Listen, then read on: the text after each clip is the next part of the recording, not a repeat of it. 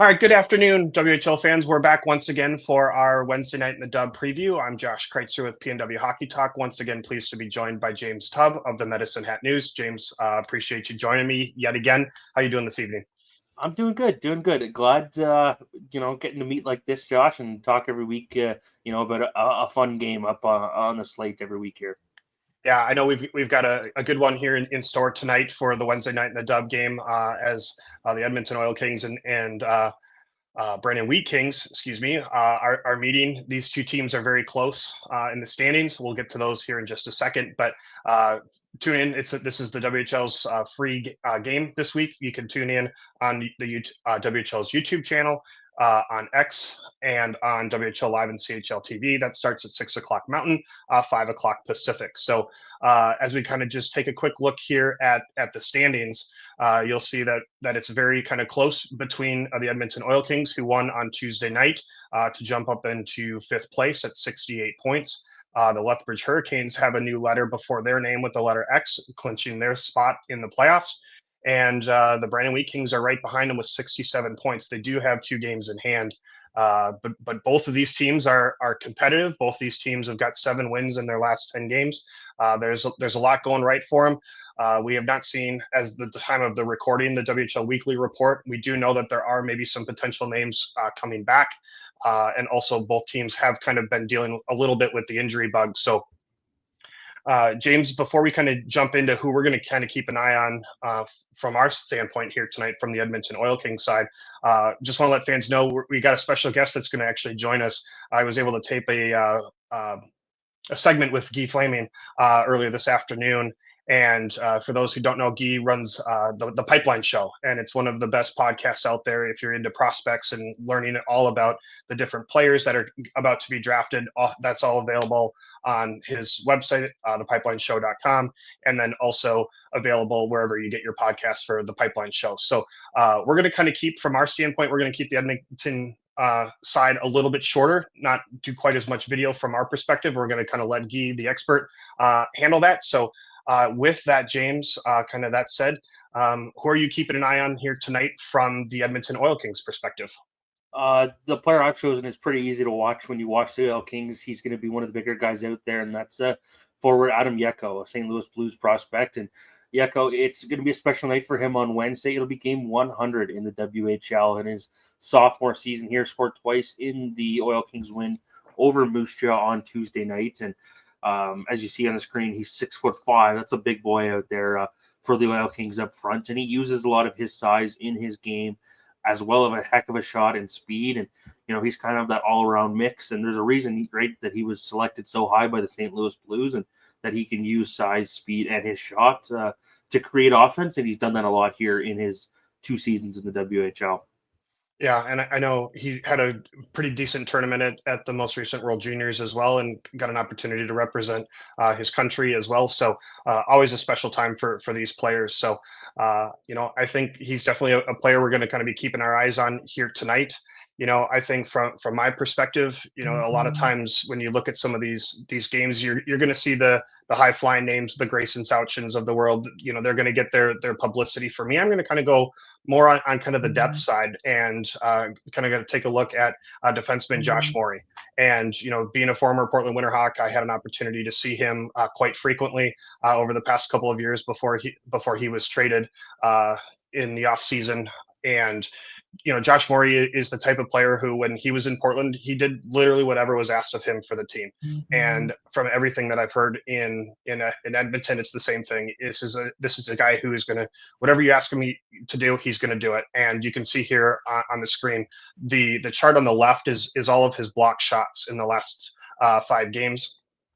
And then on the right-hand side shows all of his hits in the last 5 games as well. So he's the type of player who is going to not afraid to play the body. He's not afraid to kind of mix it up a little bit. He's kind of been in the news a little bit recently, and we kind of skip over that a little bit, but just because we're not in that for this here, but he's the type of player who normally likes to kind of shy away from some of that stuff. So I imagine he's going to want to try and get back to kind of his just kind of under the radar, kind of steady play a little bit, and is not going to be afraid to block some shots.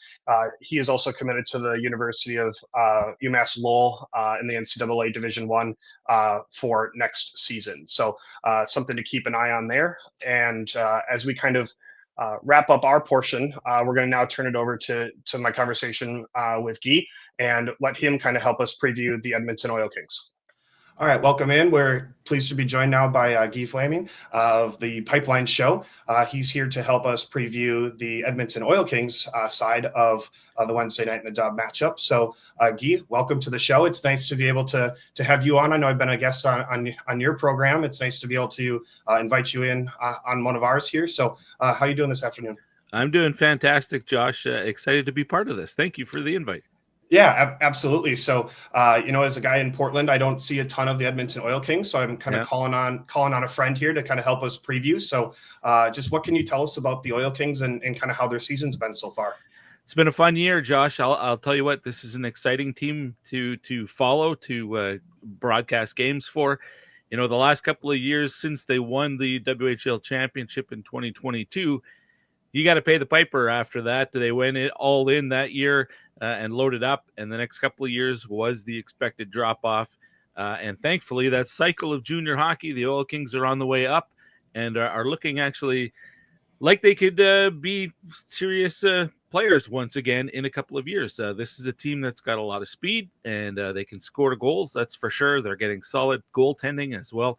It's been a much more exciting and much more fun season to be around this team this year. Sure, absolutely. And so we'll kind of quick here take a look at just kind of some of the top players and the point producers for the Oil Kings. Just what can you say about maybe the depth that this team has maybe compared to previous years? And that's probably the biggest thing, is that not only do they have, a top line or top two lines that can score, but they're getting offensive contributions throughout the lineup, including from the back end this year. There are lots of guys who have stepped up. Of course, Grayson Sauchin's going to get a lot of attention as he's the most talented player on the team, but he makes his line mates a lot better as well. And he's missed a few games this year, and you can really notice the difference when he's not in the lineup. A guy like Ron Woodward, he's had terrific chemistry with Grayson Sauchin this season. Lucas Sauchin on the other side as well.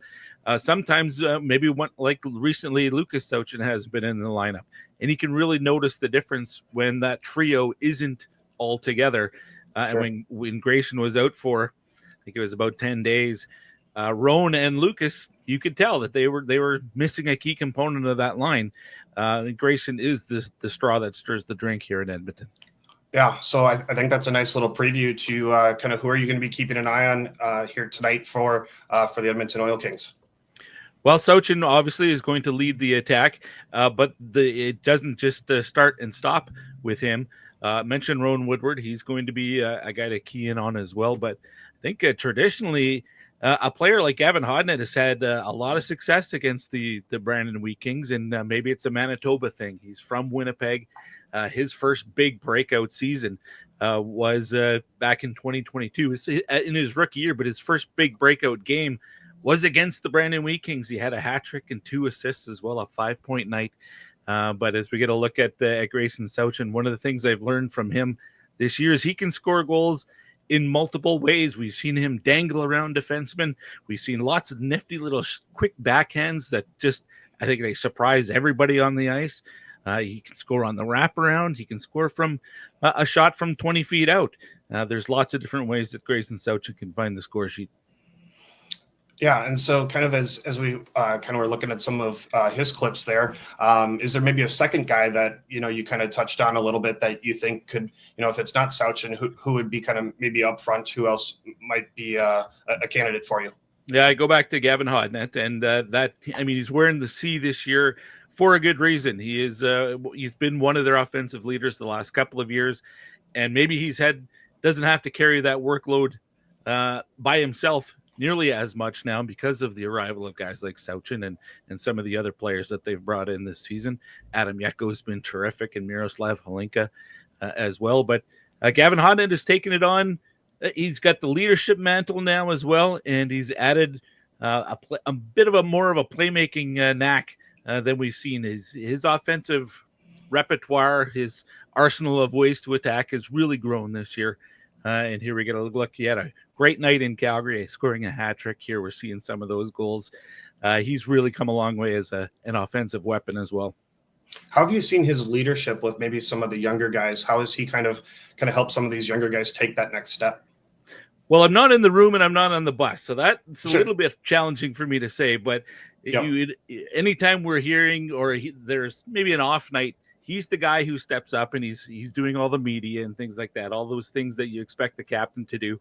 But I think he's got the experience now. He's got 3 years under his belt in this league, so he is a veteran.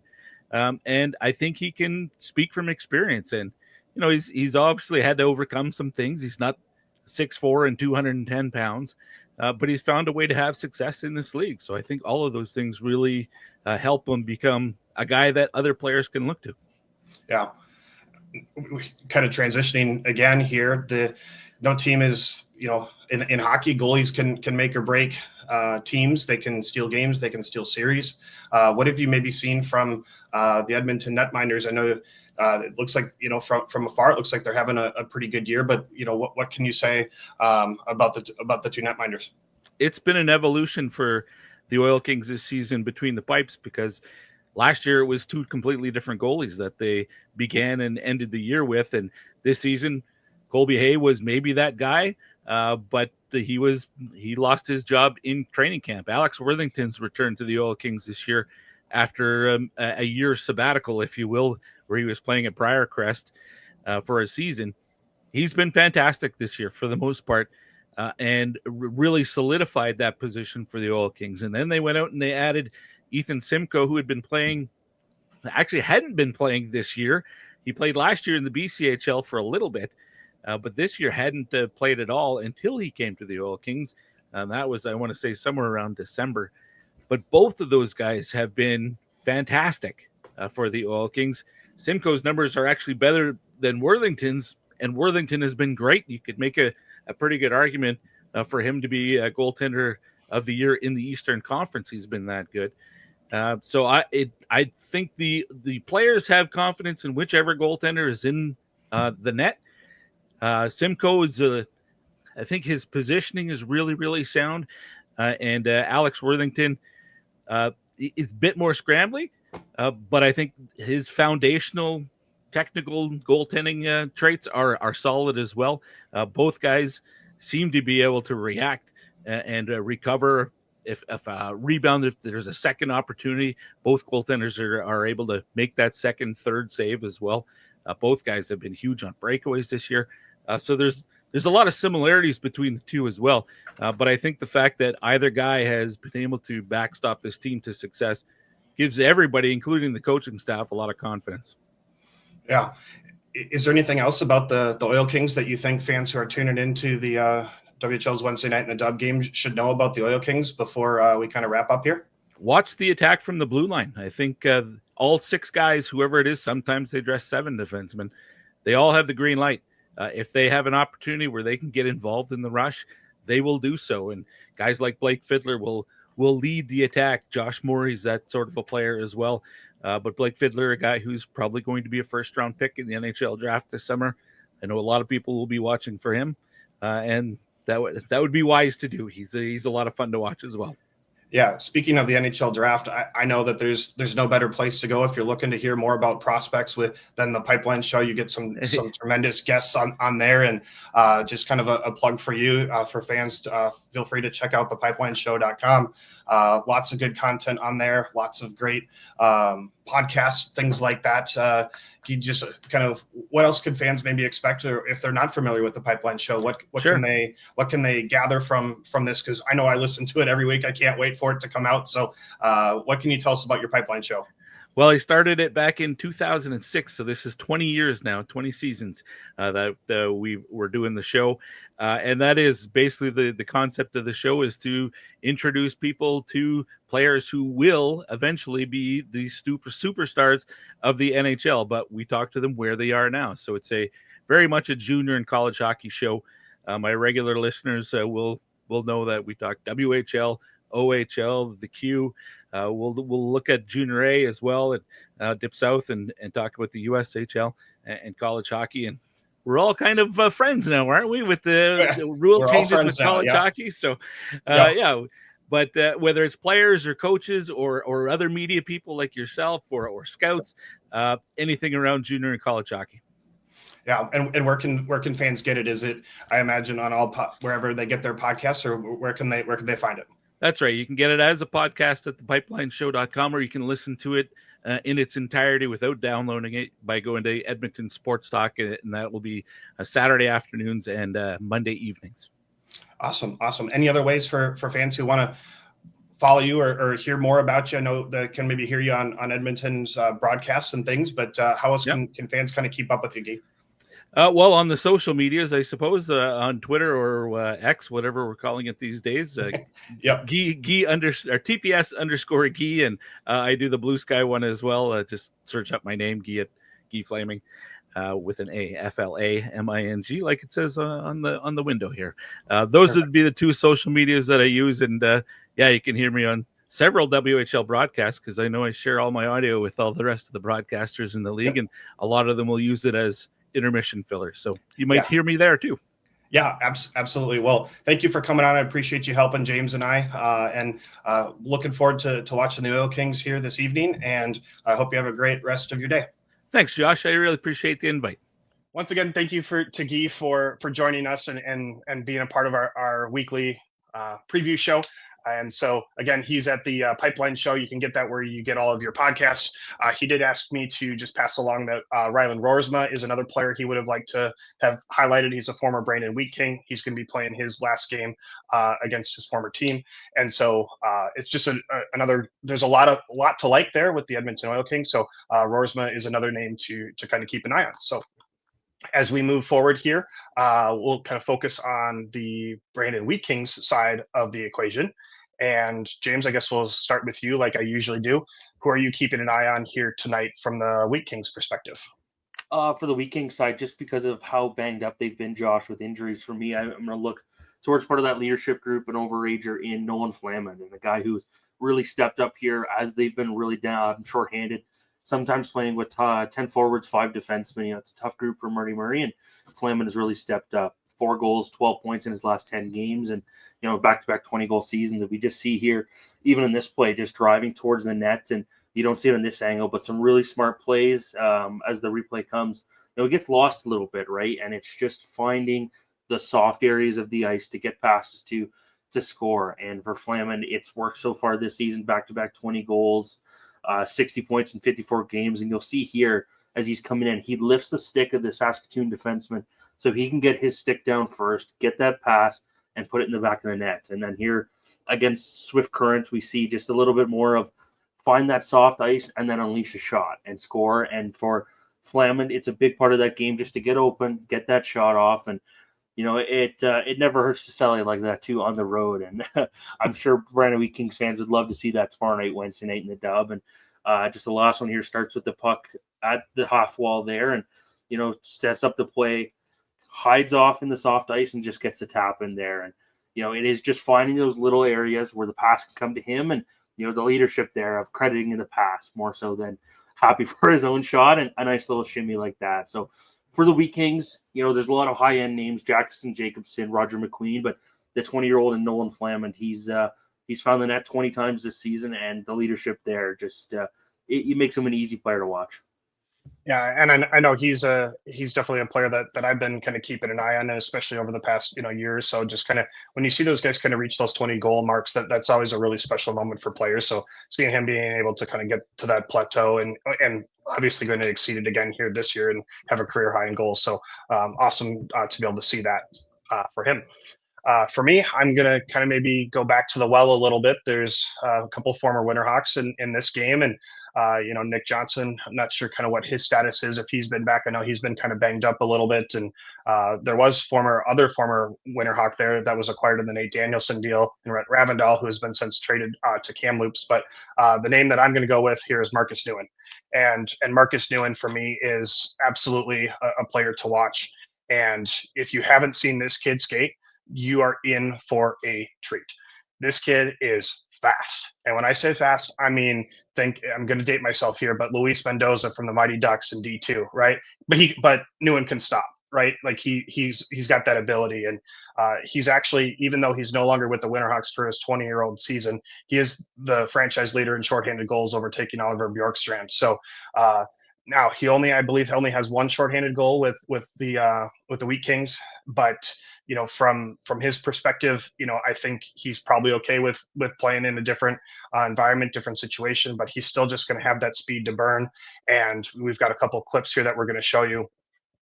He is committed to the University of Nebraska Omaha for the upcoming once he's done here in the Western Hockey League. This is a goal that just kind of I don't want to call it a classic Newen goal, but he's been able to kind of get himself into a shooting position more often as he's gotten older, especially in his 19-year-old year, 20-year-old year. This is what I'm talking about. It's the ability to get behind the defense, and he's just, this one he likes to shoot. He has learned a little bit from Jaden DeRoe, who was with the Winterhawks before. He loves to go forehand, backhand, and convert that way.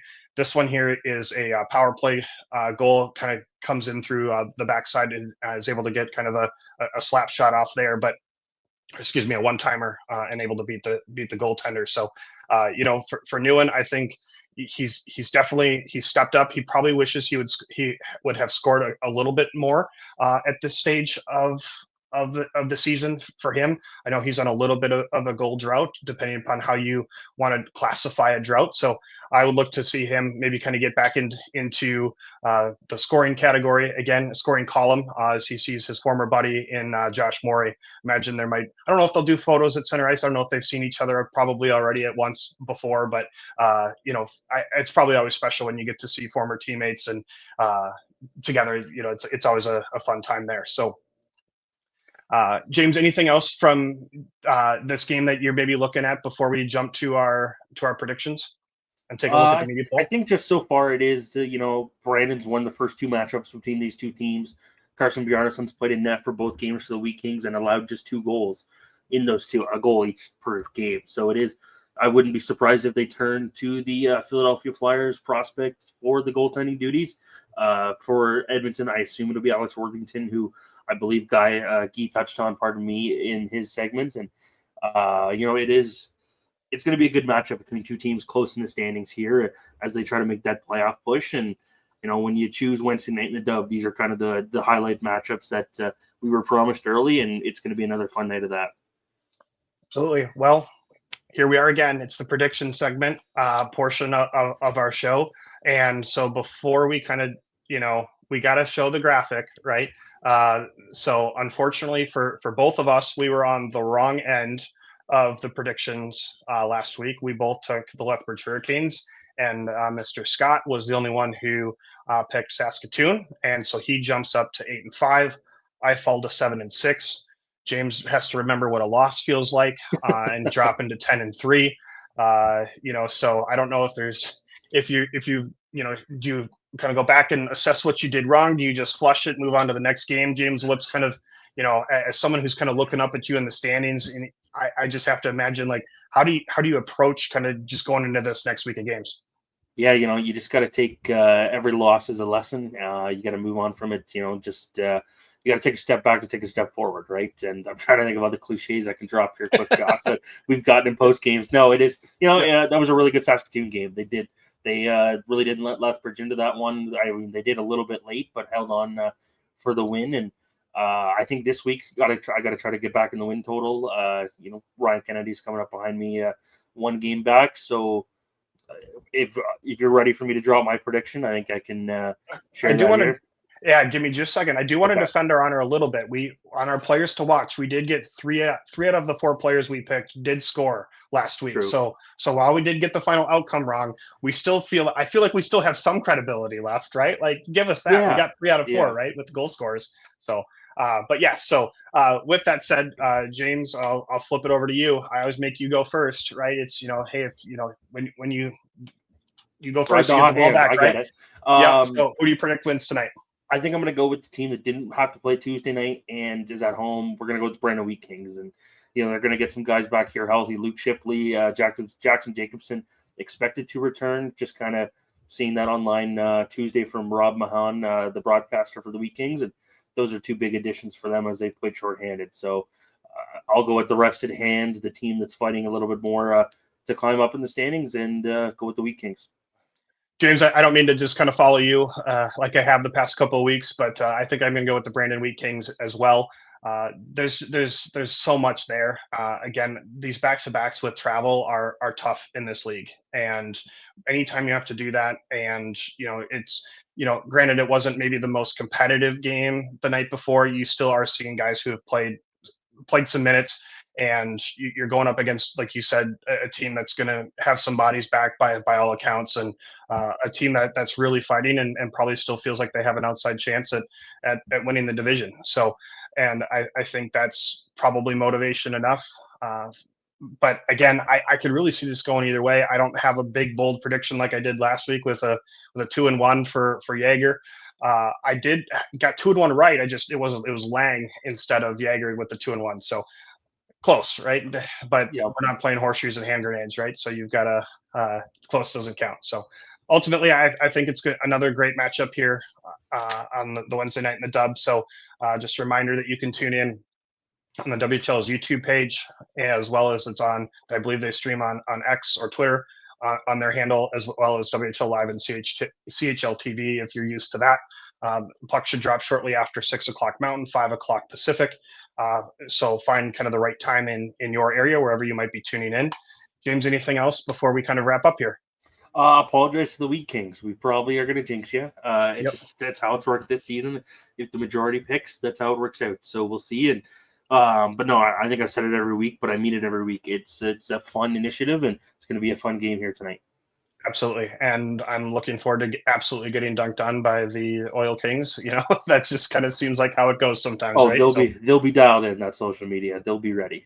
Yeah, all the admins in the league are pretty good, and so this has been awesome. Once again, thanks James for joining us. Follow his work, Reporter Tubb on social. Check out his paper, Medicine Hat News. Always support your local paper. And I'm Josh Critzer with KW Hockey Talk. Look forward to talking to you all next week. We'll see you all around the rink.